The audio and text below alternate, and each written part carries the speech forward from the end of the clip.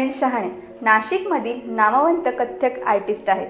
त्यांना त्यांच्या कामामुळे व मेकअपमुळे प्रसिद्धी मिळालेली आहे.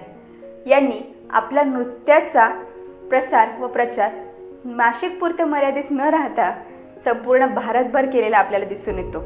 शहाणे यांना आतापर्यंत 4 ते 5 नॅशनल 2 इंटरनॅशनल अवॉर्ड देखील मिळाले आहेत. त्यांच्या नृत्य कौशल्याच्या जोरावर त्यांना कलाकारांसोबत काम करण्याची संधीसुद्धा प्राप्त झालेली आहे. अक्षय यांनी अनेक अल्बमसुद्धा देखील बनवलेले आहेत. या अल्बममधून आई तुझ्या दारी आलो हा मराठी अल्बम त्यांचा खूप प्रसिद्ध झालेला आहे. यांनी आपले नृत्य शिक्षण हे त्यांचे गुरु डॉक्टर सुमुखी अथाणी यांच्याकडून घेतलेले आहे. चला तर मग आज आपण त्यांच्याशी संवाद साधूयात. नमस्कार, मी योगेश जगताप. आज आपल्यासोबत खूपच स्पेशल व्यक्तिमत्व आहे. ते पेशाने बघायला गेलेच तर क्लासिकल डान्सर आहे. नाव आहे त्यांचं अक्षय शहाणे सर. तर सर, तुमच्याबद्दल प्लीज काही गोष्ट सांगा. नमस्कार, माझं नाव अक्षय शहाणे. मी गेले 10 वर्ष कथक क्षेत्रात काम करत आहे आणि माझ्याकडे 4 ते 5 कथकच्या डिग्रीज आहेत. मी खेळत विद्यापीठातून कथकचा डिप्लोमा केले. अखिल भारतीय नीरज संस्थेकडून माझा विशारद करून मी केला. केके ऑफ कॉलेज हायस्कूल माझं बॅचलर ऑफ परफॉर्मिंग आर्ट्स घेतली आहे आणि माझं कथकचं मास्टर मी छत्तीसगडमध्ये इंदिरा केलं विथ द रेव्हांड. आणि या क्षेत्राकडे म्हणजे असं तुम्ही आले, इच्छा तुमची जागृत कुठून झाली? ह्या काळातच मला त्याला जास्त ओके. मला असं वाटतं की माझी आई कॉलेजला असताना तब्येत काम करे तर जन्मताच माझ्यामध्ये कदाचित कॉलेजच्या मी असेल असं. तुम्ही किती वर्षांपासून? गेली 10 वर्ष मी असेल त्रास. आणि तुम्ही जसे बोलले की तुम्ही शोज वगैरे पण केलेले, तर असे किती शोज केलेले आहे आजपर्यंत? आजपर्यंत शेक न्यूजला मी पण आणखीनच केलं एव्हरीथिंग. 30 दिवसापैकी 20 दिवस काय एकदम बिझी शेड्यूल. नाही. या क्षेत्रात तुमच्यामध्ये पुरुषांचं जास्त प्रमाण आहे की महिलांचं?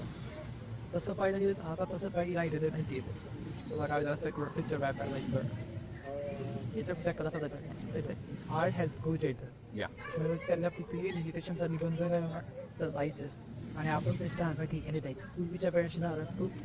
पण आता तसं न करता आता तरी मी ते भाग्यकरांचे वळतं हे होत असतं आमच्याकडे.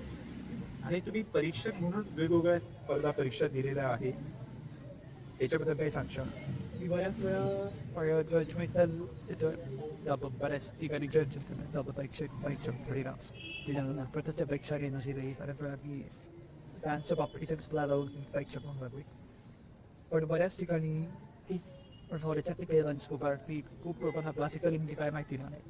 सो मला असं वाटतं की पर्यंत हा रिव्ह्यू सवय किंवा कोणासोबत पोचले पाहिजे आणि तिथे कार्यशाळा घेणं किंवा लोकांना सापडचा प्रसार करणं तर झालं तर अजून त्याच्यामध्ये डेव्हलपमेंट. बऱ्याच लोकांना क्लासिकल डान्सच्या शाळेच्या गाण्यावर पण लागतो.